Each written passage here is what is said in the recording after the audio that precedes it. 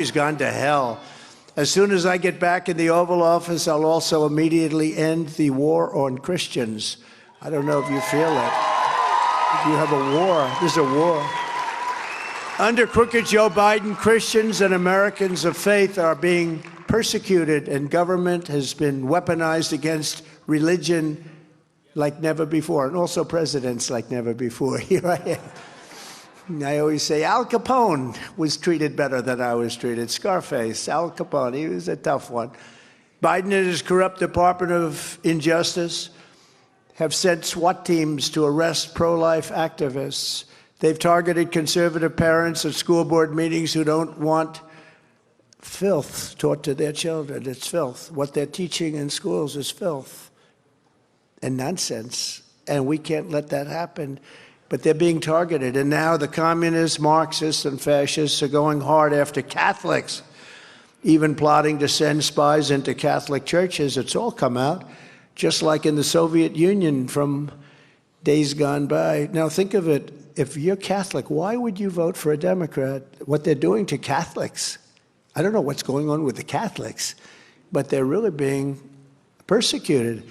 Why would you vote for Biden, and why would you vote for a Democrat? A new report from the House Judiciary Committee proves that the Biden FBI actually targeted Catholics as potential domestic terrorists. Do you believe this? And, you know, evangelicals will not be far behind, because when that starts, it starts happening on a very major scale. When I'm back in the White House, never again will your government be used to target Christians and other religious believers. Upon taking office, I will create a new federal task force on fighting anti-Christian bias to be led by a fully reformed Department of Justice that's fair and equitable. Its mission will be to investigate all forms of illegal discrimination, harassment, and persecution against Christians in America. They are going after Christians in America. Who can believe all this stuff? It's not believable, is it? But it is fact. It's just like so many of the other things when I stand up and I say that we will stop, and I've said it, we will stop men from participating in women's sports. I mean, the whole thing that you have, no, but things that you say that you can't believe you're up here and saying it. We are for parental rights. You have to say that. No, think of it. We are for parental rights. Who believes that? 10 years ago, 15 years ago, who would ever have to say a thing like that? We're for parental rights. Of course we're for parental rights. But the Democrats aren't. They're fascists. They're not. They want school boards. They want people to take your children and do things with your children that are not even speakable. Americans of faith are not a threat to our country. Americans of faith are the soul of our country, and they have been from the beginning. I will defend religion, and I will defend In God We Trust. We will defend In God We Trust, which is... And you know that very important phrase is under siege. You do know that, right? We will defend it 100%. When Joe Biden lit the national Christmas tree earlier this month, he completely failed to even mention the birth of Jesus Christ, which is hard to do if you're celebrating Christmas, right?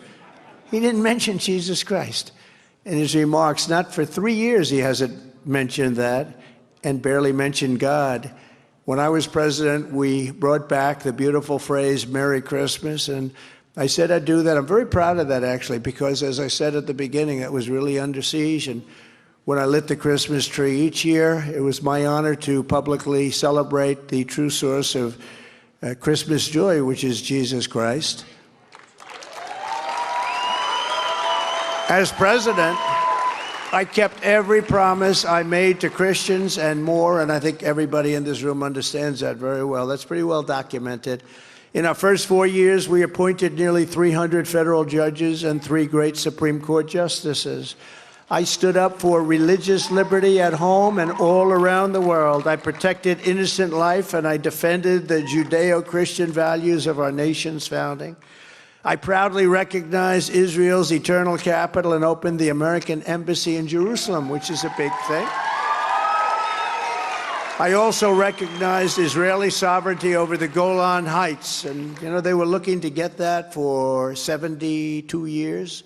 They'd fly in, they'd fly out, they'd fly in, every year they'd fly in, they'd discuss it, they'd fly out. And I got it done in about 12 minutes. We got it done very quickly. And with the historic Abraham Accords, I even made peace in the Middle East. Unfortunately, they haven't taken it any further. It should have been taken. We could have had everybody signed up. It's no wonder crooked Joe Biden and the far-left lunatics are desperate to stop us by